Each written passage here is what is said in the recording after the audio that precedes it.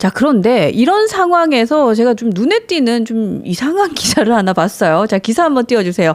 데일리안의 기사인데 윤석열 대통령의 지지율이 30%를 회복했다? 이런 기사가 있어요. 그래서 제가 이걸 이렇게 쭉 좀 읽어봤더니 이제 요지는 이렇습니다. 데일리안의 의뢰로 여론조사 기관 공정이라는 곳에서 23일과 24일 이틀 동안 전국 만 18세 이상의 남녀 1,013명을 대상으로 조사를 했는데 윤 대통령을 지지한다? 라는 응답이 30.4%래요. 그래서 이게 보수층의 결속력을 높였다. 뭐 이런 얘기도 하고 있는데 제 주변에는 어쨌든 윤석열 대통령을 응원한 사람 있어요. 있긴 있지만 10명 중 3명은 아니거든요. 저는 진짜 어쩌다 한 명을 이렇게 보는 상황인데 이거 어떻게 해석해야 돼요? 아니 왜냐면 이제 데일리안이 네. 사실은 상당히 우파 지향적인 인터넷 매체잖아요. 네, 그렇긴 하죠. 그리고 네. 공정도 마찬가지예요. 공정도 그래서 그 뭐 여러 가지 뭐 그렇다고 해서 뭐 제가 보지도 않았는데 그 여론조사가 정확치 않다라고 얘기할 수는 없는 거고요. 네. 근데 ARS 조사라는 것은 이번에 아시다시피 응답률이 되게 뭐 2% 3% 되지 않습니까? 그러니까 1,000명을 했다면 30만 명 중에서 1,000명이 대답을 했다는 얘기예요. 네.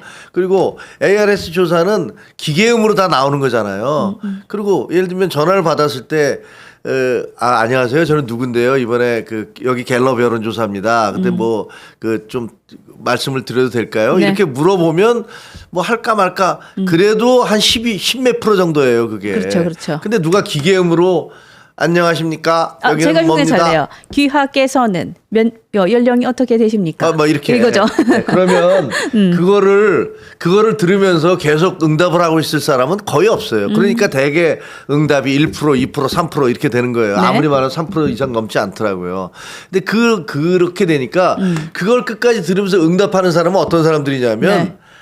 아주 강고한 정치적 고관여층들인 거예요. 야, 여론조사 왔어. 내가 이번에 어떻게 해서든지 대통령 지금 뭐 윤 대통령이 위기에 처해 있으니까 이 사람을 이 응답률을 빨리 내가 끝까지 참고 기다려서 네. 응답률을 조금이라도 지지도를 조금이라도 높여줘야지라는 생각을 가신 분들 이런 분들이 대개 응답을 하는 거예요. 그러니까 응답 나한테 오기만 해라. 나한테 꼭 와라. 뭐 이렇게 기다리고 있는 사람들. 그 반대편도 마찬가지예요. 네. 뭐 민주당의 강성 지지자가 됐든 혹은 윤석열 대통령의 강성 지지자가 됐든 그런 분들이 주로 답을 하는 거고 또 ARS 조사라는 것들이 보면 대개 이제 모집단이라고 그러잖아요. 네. 그 표본 집단을 어떤 사람들을 선택하느냐에 따라서 네. 예를 들면 대구를 중심으로 해서 표본을 하든가 네. 아니면 뭐 경기도의 어느 지역을 대개 보면은 그 지역에 지지하는 사람들의 분포도가 있기 때문에 어느 지역을 중심으로 하느냐에 따라서 물론 이제 여론조사하는 곳에서는 전부 다 공정하게 했다라고 얘기를 하고 네. 그다음에 단지 응답률이 적으면 거기에다가 가중치를 둬서 했다 이렇게 얘기하지만 네. 그런 것에 엄밀한 그런 정확도 이런 것들은 많이 떨어져요. 그래서 제가 보면 지금 저기 플라워님이 얘기하지만 명태균이 그런 식으로 해서 다 조작을 했던 거 아닙니까? 네. 그렇게 보도가 나오고 있지 않아요. 그렇게 되는 거니까 무슨 그거 하나를 놓고서 마치 무슨 대통령의 지지도가 어떻게 됐다 올라갔다 내려왔다라고 얘기하는 것은 제가 보기엔 말이 안 되는 얘기고요. 그리고 또 이런 것들을 띄우는 것 자체가 진짜 지금 뭐 형편없는 거 스스로도 알구나라는 생각에 이런 걸 좀 띄우나라는 아까 누군가가 계량 아니에요? 뭐 이런 얘기 하시더라고요. 그러니까 뭐 갤럽 조사 같으면은 제가 좀 믿어보겠는데 문제는 이제 갤럽이 2주 동안 조사를 하지 않겠다라고 얘기를 하니까 네, 의미가 그런 사실 부분에 없는 것 있어서 상당히 좀 저희가 안타까운 상황이에요.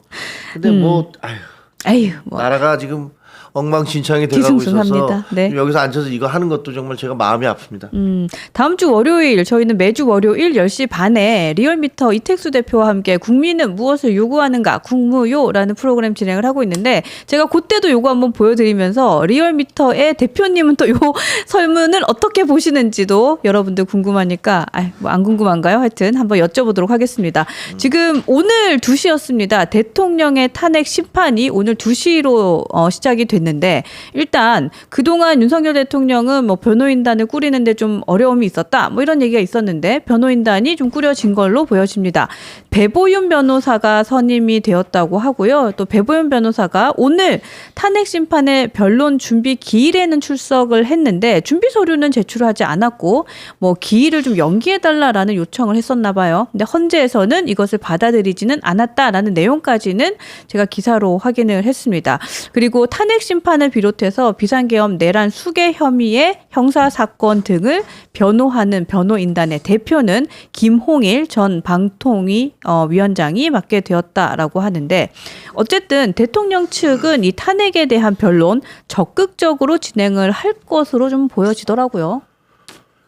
그러시겠죠. 뭐 대통령의 전략은 이제 다 드러났잖아요. 네. 그러니까 범죄 혐의에 대한 그러니까 지금 내란죄에 대해서 그것이 내란죄든 아니든 지금 수사가 진행되고 있는데 네. 그 수사 부분은 뒤로 미루고 어떻게 해서든지 이 헌재의 탄핵 심판을 중심으로 해서 하겠다. 네. 근데 지금 헌재의 탄핵 심판 자체는 엉망진창이 돼가고 있잖아요. 왜? 지금 보면 헌법재판관 9명을 다 채우지 못해. 그리고 이 6명으로 과연 이것이 될 것이냐 말 거냐를 놓고도 헌재에서 아직까지 답을 제대로 내고 있지 못해요. 네. 그러니까 대통령의 전략은 이거 같아요. 그냥 혼란 상태로 다 빠뜨려라. 혼란 상태로 빠뜨려서 나에 대한 어떤 심판이나 이런 것들을 질질질질 끌도록 만들어라. 그래서 길거리에서 나에 대한 지지자들이 계속 화환도 보내고 시위도 하고 뭐 이런 식으로 이렇게 몰고 가겠다라는 생각인 것 같아요. 그러니까 국가에 대한 어떤 책무 이런 것들 생각하시나? 저는 생각 안 하는 것 같아요. 아, 근데 그건 너무 끝까지 너무 무책임한 것 같아요. 그리고 사실은 담화 내용에서 그런 얘기 했었잖아요. 뭐 정치적이든 아니면 사법적이든 내가 다 책임질 거 지고 뭐 성실하게 임하겠다라고 했는데 그것 역시도 그냥 거짓말이에요. 그럼 뭐 그동안에 그 참으로 불행하게도 대통령이 국민 앞에서 대놓고 거짓말을 하신 것이 한두 번이 아니에요. 거짓말을 하신 적이. 네. 예를 들면 당장의 그 명태균 리스트에서 나는 뭐 그 일부가 공개되니까 그때 나는 걔하고 그냥 통화를 했던 거고 나는 그때 공천위원장이 누군지도 몰라서 정진석인 줄 알았어. 네. 이렇게 얘기했는데 바로 그 뒤에 나오는 것이 내가 윤상현한테 얘기했는데 다시 연락해 줄게 라는 부분이 공개가 됐잖아요. 아이고. 그러니까 참. 뒷부분 공개 안 되고 앞부분만 공개됐을 때 그 뒷부분 내용이 뻔히 본인은 아실 거 아니에요. 근데도 그쵸? 국민 앞에서는 그 부분을 싹 덮어놓고 나는 공관위원장이 정진석인지 알았어. 이런 식으로 새빨간 거짓말을 하신 거고. 근데 탄로날 거짓말을 왜 했는지도 모르겠어요. 그냥 당장에 넘어가면 그걸 덮어놓을 수 있다라고 생각을 하신 것 같아요. 네. 그리고 두 번째 뭐 여러 가지가 있지만 그 국민들 앞에서 제가 이선 후퇴하겠습니다. 뭐 그리고 그 국민들 앞에 수사 투명하게 받겠습니다. 네. 죄송합니다. 네. 이렇게 얘기해놨다가 5일 뒤에 당장 내가 뭐 잘못했습니까? 뭐 이렇게 나오셨잖아요. 그러니까 대통령이 얘기했던 것들 중에서 너무 그 국민들 앞에서 사실이 아닌 것들을 너무 말씀을 많이 하셨어요. 뭐 그래서 저는 이것도 마찬가지라고 생각해요. 지금 현재 그 탄핵 심판하고 그다음에 그 수사가 있는데 어떻게 해서든지 수사는 안 받으려고 할 것이고 그다음에 탄핵 심판은 이것도 일단은 이거부터 받겠어라고 얘기는 하고 있지만 이 심판이 진행되는 그 과정 자체를 엉망진창으로 만들어서 이것도 질질 끌어서 전체적으로는 나라 전체가 아주 혼란 속으로 빠져드는 것 이런 것들을 아무렇지도 않게 생각하는 그런 것 같아요. 지금 그렇지 않으면 이렇게 할 수가 없어요. 적어도 저 대통령으로서 국가가 이렇게 혼란에 빠지는 것을 막아야 된다라고 생각하면 이렇게 하실 수는 없는 거거든요. 그거는 뭐 지금 제가 보기에는 그 우리 친윤 권성동 대표님도 정말로 이 국가에 대해서 생각하시는지 그건 잘 모르겠어요.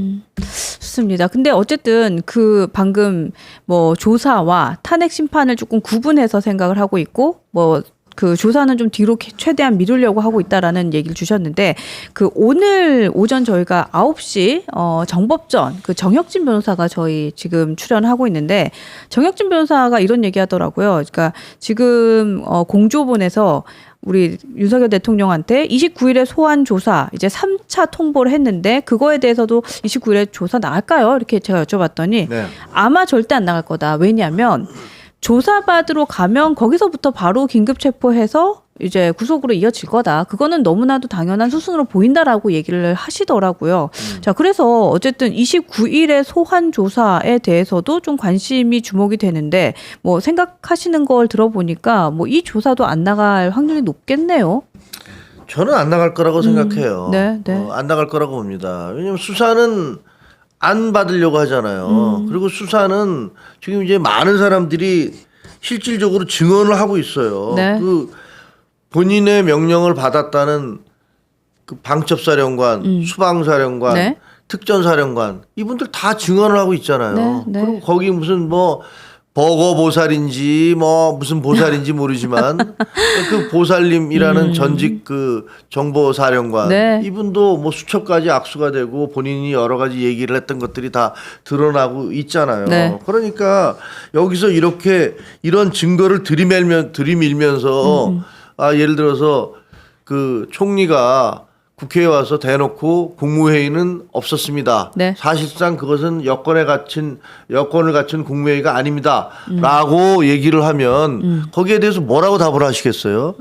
아무런 서명도 없고, 그다음에 거기에 대해서 뭐 회의 자료도 하나도 없고, 회의록도 없는 것 같아요. 혼자서 나와서 억지로 불러다가 나 할 겁니다라고 그러고 내려가 버렸는데. 네. 그런 회의가 없는 것들에 대해서 할 말이 없잖아요. 그리고 범죄 행위에 대해서 아니 그때 통화 기록이 이렇게 있고 통화를 받은 사람이 복수의 사람들이 이렇게 국회에 들어가서 싹 쓸어 내와라라고 지시를 했다고 한다. 그리고 누구누구를 체포할지에 대해서 그 명단을 다 이렇게 대통령께서 지시하신 거 아니냐라고 얘기할 때 그걸 뭐라고 할 거예요? 나 안 했어 몰라 뭐 이렇게 얘기하겠죠. 뭐. 네, 네. 근데 그러나 아무리 그렇게 얘기해도 다른 사람들이 여러 사람이 대통령으로부터 지시받았습니다. 이렇게 얘기 받았습니다라고 얘기하면 네. 거기에 대해서 뭐라고 하시겠어요? 그러니까 그거는 안 할 거예요. 그러니까 진실과 마주치기가 싫은 거예요. 대통령은 진실과 마주치기 싫고 네. 지금 유일하게 내세우는 거는 이건 내란죄 아니잖아. 이걸 뭐 내란죄로까지 얘기를 해. 내가 그 11시에 통행 금지하려고 했는데 포고령에서 통행 금지 뺐잖아. 그러니까 나는 이것은 정말로 그 계엄을 하려는 생각이 없었던 거야. 라고 주장을 하잖아요. 네. 말도 안 되는 주장이잖아요. 아, 그렇죠. 실패하려고 계엄을 했다? 근데 지금 제가 계속 이제 댓글을 보면서 여러분들이 댓글로 저한테 계속해서 속보를 알려주시는 거예요. 그래서 제가 지금 막 찾아봤는데 방금 말씀하셨던 것처럼 뭐 계엄을 누가 뭐 얘기를 하고 했냐, 계획을 했고 했냐, 뭐 내란이 아니다 이런 얘기 계속 윤석열 대통령이 하고 있다고 하는데 지금 속보가 머니투데이에서 뜬 걸 제가 보니까 검찰에서 발표를 했나 봐요. 윤 대통령이 도끼로 문짝을 부수고라도 끄집어내라라고 지시를 했다라는 증언이 지금 나왔다라고 지금 오늘 검찰이 김용현 전 국방부 장관을 구속 기소하면서 브리핑을 했다고 합니다. 이거 지금 검찰 쪽에서 나온 얘기예요. 그러니까 저게 그 대통령실에서 너무 국민들을 속이는 거예요. 그러니까 진짜 거짓말이 습관이네요. 그러니까 이게 지금 초등학생들도 아니고 어떻게 사람을 이렇게 속일 수가 있냐고요. 실패를 하기 위해서 계엄을 했다는 얘기가 말이 됩니까? 경고를 하기 위해서 계엄을 했다고요? 그런데 그 계엄 자체를 하면서 본인은 그 국회에 들어갔잖아요. 국회에. 네. 국회에 들어갈 수 없어요. 어떤 경우도 국회에 들어가면 안 돼요. 예를 들면 그 방송국이나 다른 시설들에 대해서 네. 그 언론 출판 집회 결사의 자유를 일부 제한할 수가 있어요.